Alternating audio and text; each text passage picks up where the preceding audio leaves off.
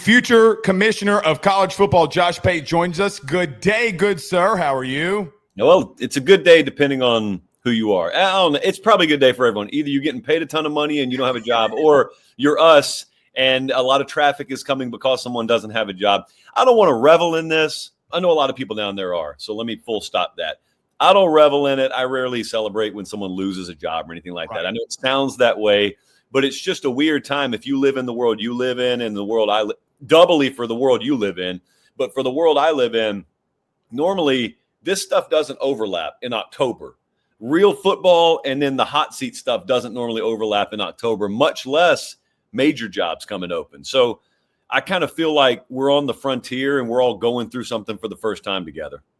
You know, it's funny. Every time that you bring up like your run in the 2019 season and then me covering in the team in 2019 and then Ed getting fired midway through the season, I'm like, hey, I mean, I've started this and doing it for a living based off of Ed Orgeron getting fired. So people are like, hey, what are you going to do now? And then I'm seeing last night that we have like 45,000 people on the live show. And I'm telling our producer, Brandon, I'm like, I just hope things don't break.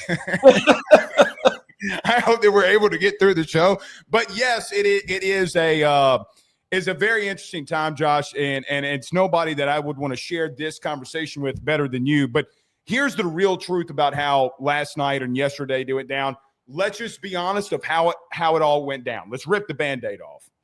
A very handsome person on Twitter tweeted at the future commissioner yesterday and said, I fully expect the Sarah McLachlan special to be LSU. And within 30 seconds after the Sarah McLachlan special, he was fired. I think it was too much for the state.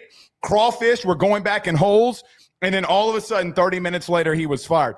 That's why Brian Kelly got booted. Let's just be honest. Now, you got to understand how psychotic this sounds to someone who knows nothing about my show and just watches this show. Just pure psycho behavior right now by you. What does Sarah McLachlan have to do with any of it? You telling me Sarah McLachlan was involved? Did he know her? What's happening?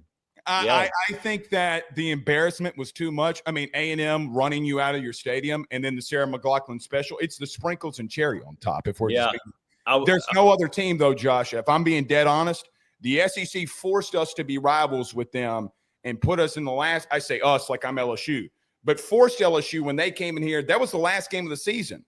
It was the worst team that could have walked into Death Valley and did that to you, and then you get walked out like that. It was too much, if we're just being honest, but it was too much. Yeah, so I was trying to explain this to someone yesterday because someone yesterday said, oh, well, if we always knew if he was going to lose to A&M, he was going to lose his job. That's not the case. It's not automatically the case. There are many worlds where they lose 27-20 or they lose on a walk-off field goal, or maybe it's like -5 turnovers and you handed it to him the way Florida handed you a game. That wasn't the decider. Okay, the decider is a few things. Firstly, it was very emphatic. The outcome was very emphatic. But even then, man, imagine if just the ABC broadcast is handled differently.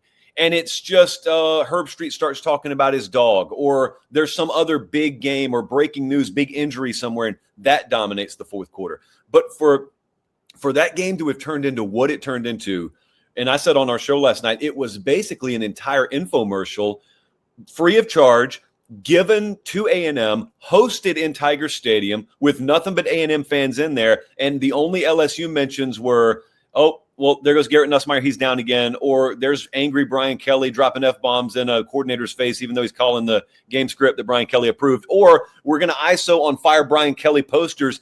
I know it was organic. I'm not saying it was intentional by the ABC crew or anything like that, but they put on a clinic production-wise of capturing the not the magic of the moment, but the reality and how raw the moment is.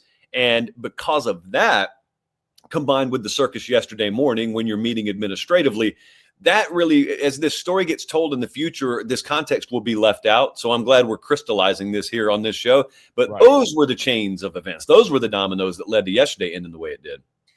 Do you think that this is how I explain it, and I explained it last night. I had to go back and listen to what your thoughts were today on reference to it, because obviously of all the things that went down.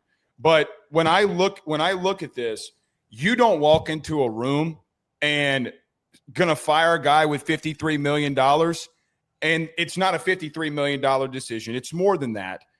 If you're not already wanting to pull the plug anyway. Am I crazy in that? Like, there's no way, in my opinion, that wasn't – I know yesterday got bad and it got to a point of no return, but this was ongoing for weeks and weeks on things and other actions that had happened, right? Am I crazy? No, you're on the money. So I was pretty careful but calculated with the way I talked about LSU last month. Okay, because I started to hear some of that stuff the past month or so. And so I talked the way I normally wouldn't talk about hot seat stuff. Because normally you're not talking about a guy 5-2 being on the hot seat. But there were very specific indicators and very specific wheels in motion at LSU that made it a little bit different. But even then, if you go beat Vandy and you beat A&M, it's a moot point.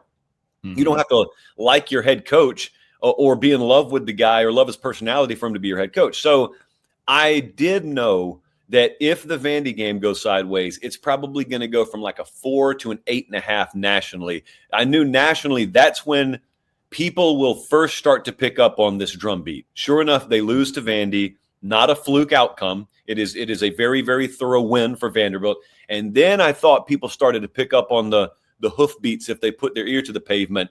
Down there, it was like a steady drumbeat, I know down there. But nationally, that's when people first started to hear about it. So then you got a night game in Death Valley, and you got all the stuff happening behind the scenes. And I thought that, there was probably a lot of pressing of Brian Kelly to let him know, hey, if this goes sideways, you're going to have to make staff changes. And, he's not taken to that. Look, hey, I may not have if I were in his position either. So I'm not even blaming him that far. Right. But yeah, when that goes the way it does last week, those wheels were in motion. So that's why you're in a catch-22 position. Because I'm not a reporter. I'm not a journalist. I don't call myself either of those things. I'm not looking to break news. Right. So, but I do appreciate, the relationships I have down there. If you want to call those sources, I just call them friends. But the feedback you get, you keep it in confidence. That's the deal. But you do use it to equip yourself to talk about the program in a smarter way. And I'm also very active on the message boards. And, you get ripped left and right because people think, oh, you're just being negative towards the program. Well, no, I wasn't. Anyone who knows me knows how I feel about LSU football. But I did see the cliff in the distance, and we were getting closer and closer and closer to it. And I knew if it went over the cliff, you'd be more free to talk about these things, as I feel I am now. And you're vindicated. And all right, now we're welcome back in Tiger Stadium. But yeah, this was something that I thought may have to wait until the end of the year. As it turns out, the last 13 or so days, 14 or so days indicated, nope, time to go now.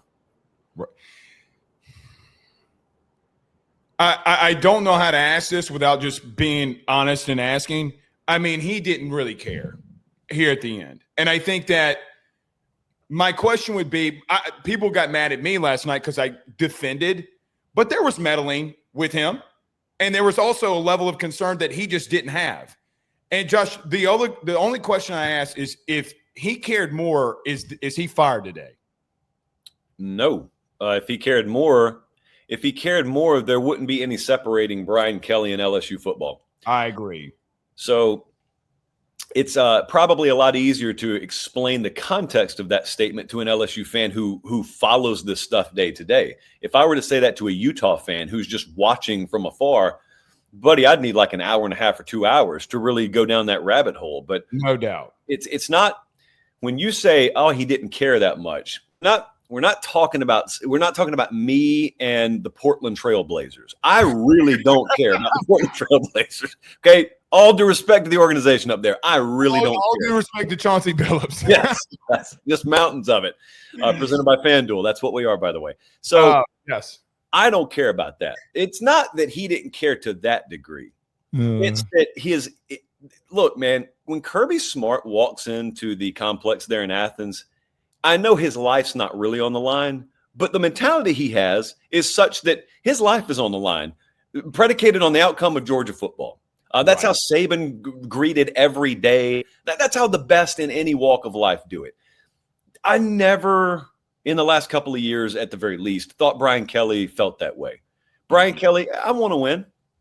But, if the trade-off is – if the trade-off for winning at the highest level is I got to get my hands dirty recruiting and I got to make sure I'm in this building as many hours as Kalen DeBoer is in the building at Alabama, that ain't happening. That is not happening. So to that extent, you're talking about a little different level of buy-in. The reason I'm always careful with that is because, you can make these broad sweeping accusations like, oh, he quit, or oh, he didn't care. It's all relative. It's relative to his peers. Okay. Mm-hmm. Brian Kelly's work rate compared to a 40-hour-a-week guy would blow the 40-hour-a-week guy out of the water. So It's not that. And it's not that he didn't want to win. It's that he didn't need it nearly as badly as the people, in College Station, Texas. Mike Elko, I believe Mike Elko would put a shiv in someone's neck to win a game. I'm not totally sure we were there with Brian Kelly. I'm not totally sure. Brian Kelly would look at that and say, there are much better uses for a knife than that, people. Let's just be real. There are much better uses. Hey, and if Mike Elko wouldn't, Tommy Moffitt surely would. And that's a whole nother conversation. And look, people know the connection. Look, Kurt Hester, God bless him. I mean, when I was in college, when I went to Southeastern, I mean, Kurt Hester was the guy that I trained with, and Tommy Moffitt was always in there. And so I know that they would definitely stick a shiv in somebody's neck. And you're right. Listen, to the point of what you just said, I will confirm with my own eyes. Josh, we were at a scrimmage this year, the last scrimmage this past year, and me and a couple buddies went to go out to eat after the scrimmage.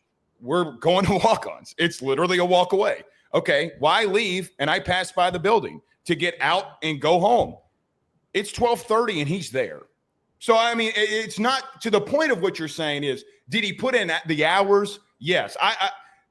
I'm not questioning that at all. But when Colin Simmons' recruitment came up, did he do everything he needed to do? Or all these other things did he need to do? And I don't know if he did that. Now, I do, that's the part that bothers me. And I think that another thing, too, when everybody – and you see Jay Johnson in baseball, and we're college football guys, but he sits there and he wins, too, and he's giving it all out, and people are just not going to sell that. So I guess we'll see. What are your thoughts on – let me ask it the real way.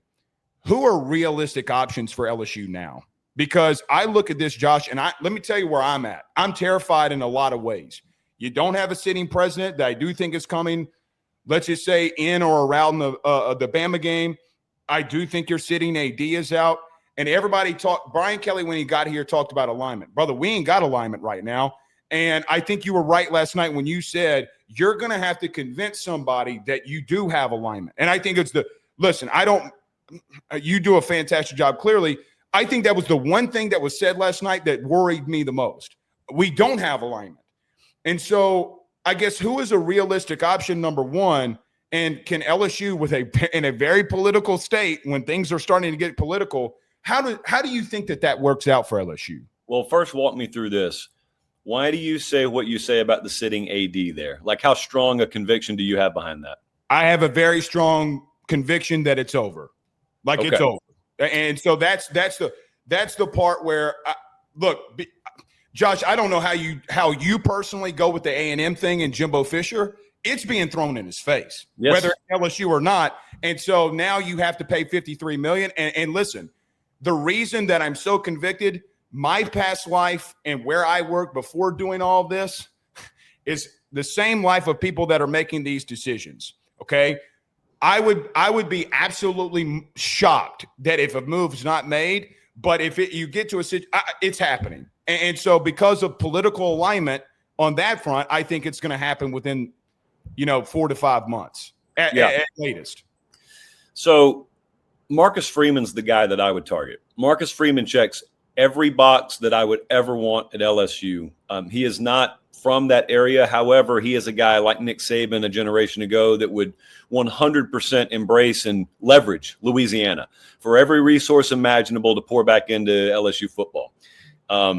Charismatic, energetic, you overlap those characteristics with really good football acumen, of course, but also some of the best resources the sport has to offer. So all of that, it's like kicking a snowball down the hill to me. I'd make him tell me no before I went elsewhere. The point that I was making was Marcus Freeman's got a really good thing.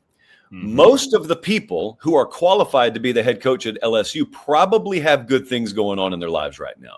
You're probably asking them, even if it's a high-level coordinator. Now, no coordinators turning down LSU, but even the coordinators you're going to go after, they're going to be, cream of the crop coordinators. So they probably have other options.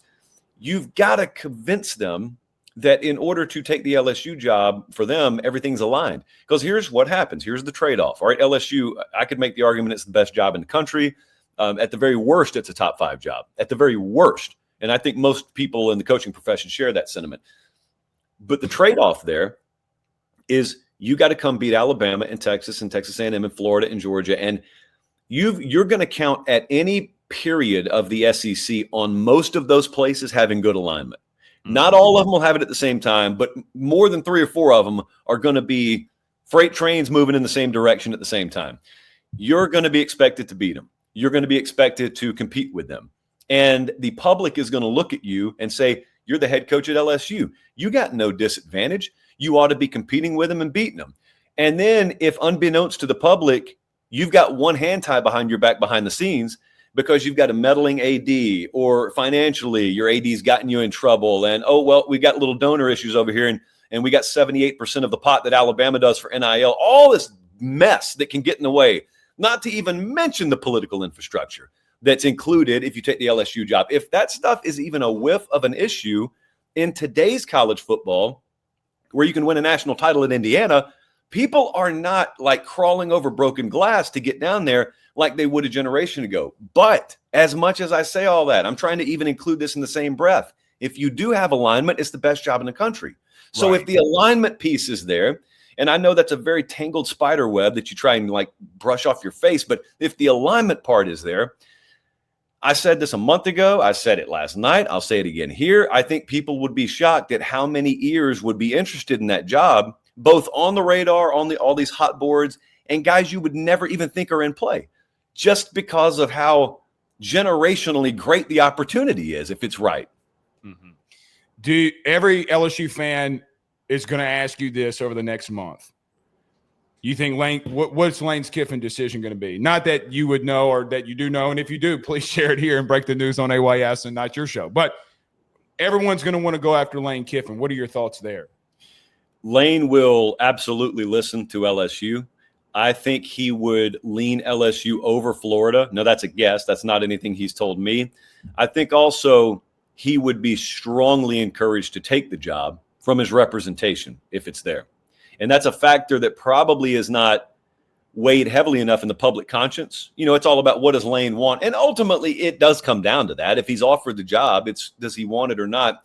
You got to understand something. It's no different. Actually, it is way different. But even in my world, if you've got someone representing you, and let's say ESPN were to come to me, or Fox Sports or CBS Sports, and they come with this major like network analyst role, I may tell them I don't want it. I'm going to get a really, really like round table, 4 or 5 different really important voice type meeting with them telling me, hey, look, this is why we're here. Like, we are here to get you this opportunity. This is a once in a lifetime opportunity. Are you sure? And what they're saying when they say, are you sure, is if you don't take it, then we're kind of done here. Like, there's really no purpose for us to be here, because we could have hung this scalp on our wall in our office in Manhattan and said, we just got this dude, that's a job at ESPN. And instead you're just sitting there in your living room. Like, what are you doing? So I think the representative side of things, and you got to also know this too, Lane in the past has struggled to get traction in some of these jobs. Yes. So now his image is such, and the reclamation project, if you will, is such that he is a very hot commodity in multiple coaching searches. But it also coincides with him publicly talking about how ingrained he is in Oxford, Mississippi now. So look, my feel on this has been and continues to be, I don't think he 100% knows what he'll do. And no man really knows what decision he's going to make until the decision is really put in front of him, until the offer is really put in front of him. It is no different in the abstract than you're in high school or in college and you're kind of chasing after a girl. Okay, well, then she turns on you all of a sudden and says, yeah, I want to be exclusive with you right now. Yes or no? Yes or no? I've been chasing for months. But now she demands an answer, and I don't really know what I want to say yet. What do I say? So I don't know, man. I really think it may come down to Lane Kiffin flipping a quarter in the parking lot as to whether he takes a job or not. You said all that about the wife, and I'm thinking as two married men here, that's probably what happened to the both of us. But our wives hopefully won't watch this show, so they won't confirm. Actually, it was the opposite way around. It was me cornering her in the parking lot and demanding an answer from her. Same here, but I'm not going to tell my wife that. Is there somebody off the wall that you think really wants the job, but no one's talking about? Like, I know that Matt Campbell's name constantly comes up down here. And first and foremost, as a guy that I love Matt Campbell, and I know he's your guy, and I know the Cyclones are your team here. However, my man's got to straighten the bill out a little bit down here in the bottom. No. I'm just telling you, listen, he's a great coach. Would love him. He's got to straighten the bill out. But is somebody like that, and I know John Summerall is somebody else, is there a thought there, like you say, hey, man, this guy might really, really work here? Summerall would work. Mm-hmm. Matt, the difference in John and Matt is John would love to immerse himself in the culture of an SEC job. The only question I would have about Matt is, does he want to immerse himself in that culture? This kind of goes back to when people ask about the Penn State job. Like, I was doing Get Up this morning, and one of the topics was what job is best, LSU, Florida, Penn State. And I said, that order actually is how I would list them. However, there are guys out there, and I just used Matt as a random example. There are guys out there who don't want to coach in the South, who want to remain rooted in the Midwest.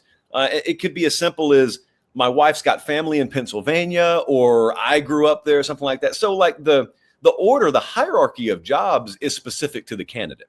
Now, if you cut Matt Campbell open and you find out, oh, actually, he's kind of built for it. You know, culturally, dude, football-wise, got no question about that. And look, I mean, I think you know as well as I do, this is not to crap on Brian Kelly or Ed Orgeron or anyone like that. But we tossed them in that seat and then put Louisiana behind them, and it was more than enough. So if I get a guy who has done more with nothing at Iowa State, dude just played for a conference title last year, and I put him in the driver's seat down there, I got no question about that. I don't know if you'd get him to bend on the bill. I don't know. I think that may be the breaking point.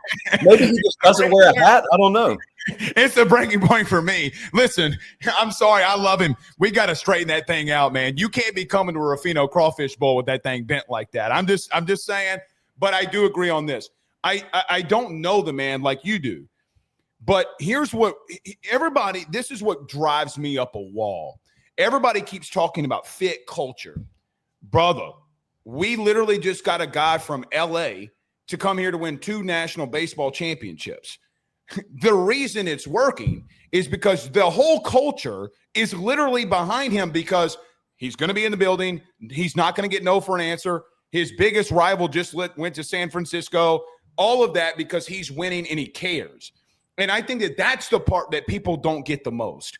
I mean, Josh, I have an uncle that sounds exactly like Ed Orgeron. I don't understand either one of them, and I've never left this state. So the culture of it is, hey, brother, it's not – Louisiana will back you if you're going to give us everything. And they will brother, we lost for a decade to Alabama, and it took everything to get over that hump in 2019. But the reason Ed did it was because we backed him. It wasn't because he was one of our own. Les Miles was eating grass. Brother, I was at a recruiting visit with my best friend, a guy in my wedding, when Les walked in there, and he told us that we had surpassed West Virginia to go to the BCS title against Ohio State. The man picked up grass before he talked to a 5-star commit. No one cares. That's the part. And so, like, when you look at a guy like Matt Campbell or John Summerall, and I'm like, yeah, but they get it. And they get it because they work. And I think that when we talk, earlier about Brian Kelly, and they talk about this, if you work, they're going to back you no matter what. And that's why I think that it would work, even if I don't know what Matt Campbell would want to do, or John Summerall. The only thing I'd say about Summerall, because this thing has gotten political, to take a Tulane sitting head coach, a coach inside the state, and then give him to the biggest university inside the state, I can't get there personally. Wow. Okay. Didn't even think about that. Did not even think about that angle. Yeah, I can't. I personally, now that's not sourcing. That's not any, my opinion on that would be, you mean to tell me in a political year of a governor, he's going to pull from the biggest city inside the state, and he's going to pull the sitting Tulane job, which, by the way, privately instituted with massive amounts of donorship, and he's going to pull him to LSU. by the way, Gail Benson just gave another $25 million to Tulane. Like, so I can't get there. But then I bring up, so I would love him, but I don't, like, he's not on our hot board, whatever that means. So I'm kind of out there. Yeah. My question would be to you is, like, how does this thing ultimately go out with all of this going on? And that would just be the thing, because I don't know where it goes, and because politics do play a factor, unfortunately. Yeah, so I didn't think about that. You may have a lot. You may be hitting on a lot there. The one thing that I will say about BK, when he first came there, I remember actually some people are throwing this in my face today, because my first reaction to people saying he's not a fit was, if he wins there, he'll fit there. That's the entire key. And, people are throwing, not many people, but some people are throwing that in my face. Well, I still hadn't made fun of the accent thing. Because that's not what cost him to me. Like, it was not that at all. If I had known then what I was going to come to learn about his lack of willingness to really dive all in, well, then I wouldn't have said he could be a fit then, because that's really what it takes to fit at LSU. I feel the same way about Matt Campbell. The only thing, like, where I wonder about fit with guys like that is if you're not ready to embrace the culture of coaching in the SEC, it could eat you up. Last thing you want is to be selling a guy that he's cut out to coach in the SEC. You got to be fighting a guy off. Like, he needs to be beating down your door. He's got to crave it. I'm not saying Lanning is an option, but, like, if Lanning were at a different place than Oregon, Dan Lanning, you would not have to waste 5 seconds talking to him about whether he's cut out to compete in the SEC, to deal with how recruiting is down here, to do all that stuff. There are so many hours of your life that involve non-football related things just because you're a coach in the SEC. Some guys don't want it. Some guys love ball. They don't like everything that comes along with SEC ball. That's okay. That's just self-awareness. That's all that is. So that's when I say fit with Matt Campbell or anyone else, that I got to make sure he fits, like he feels like he fits. Right. Last thing, you brought up Dan Lanning there. Josh, I just don't see it. I maybe I'm wrong. Is this even remotely a possibility? I don't think so. To understand, man, like, I know Dan fairly well. I know his situation fairly well up there. More importantly, I could not know Dan Lanning, period. But if I knew his situation, that's all I would need to know about this. Dan's one of the only people, in fact, he is the only person who has the specific setup that he has at Oregon. When you're the head coach at Oregon in the post-Mario Cristobal era, it's important to note that they lost Mario to Miami, and you got to understand what that does to someone like Phil Knight. When Phil Knight and Oregon believe we've got our guy and he says bye, the next guy you bring in, once you decide he's the guy, and they've long since decided Lanning is the guy, he's not leaving. You're doing whatever it takes. So in their case, what it means is you got to deal with Oregon and you got to deal with Phil Knight. Mm-hmm. It's not that you're in prison there. Dan could leave anytime he wants to. The amount of money you're leaving on the table, if you leave the head coaching job at Oregon right now, is more than LSU or any program would be willing to pay someone to coach football. So unless that guy is just so fed up to the tens and tens and tens of millions of dollars tune with living in the state of Oregon and coaching up there, which he's not, I would be very surprised if that ever got serious traction. Mm-hmm. I would too. And I love him to death. I had to give it a shot here to see if it was even realistic. That's fair. Smoke alarm. Do you think that means something? I think it means that Dan Lanning's coming to LSU. What I think is two. I'm just going to talk right through it. Two things here.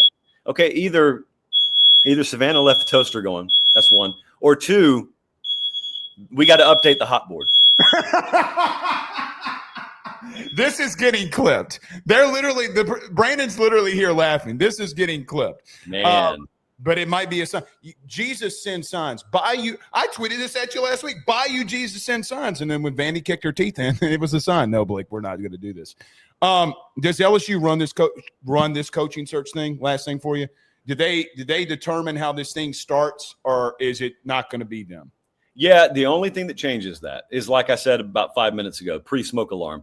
is if they want a candidate that doesn't want to coach in the SEC, that's the only scenario where they don't run it. If everybody views these jobs the way you and I would view it, basically, or a normal coach would view it, yes, everyone. So that's the keystone coaching search. Everything else works downstream of it. I agree. Josh Pate, future commissioner. I just want to be over Bayou Affairs. I just, when you get commissioner, over Bayou Affairs. That's all we need to get with Academy, crawfish bowls during the spring. That's all I want. I'm asking for a job here.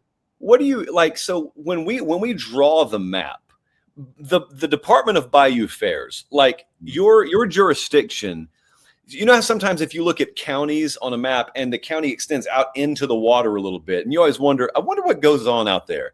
Like 4 miles offshore, what goes on out there? That would be how I would draw your jurisdiction map. Yeah, guys like Ed Orgeron get born. That's what happens out there. I mean, that's just. I mean, listen, I have seduced people by giving them crawfish bowls and food and taking them to Pyrans. It's over. When we get you back down here, it's going to be over. But Josh, hit the fire alarm. Hit the fire alarm again. The fire. Listen, I'm not playing. We were going to do this all powered by your friends over Academy. I mean, listen, I spent more Academy and T-ball gear this past year. Feed a small family. But that's the truth. All right, Josh Pate, college football's future commissioner. Thank you so much for joining me, buddy.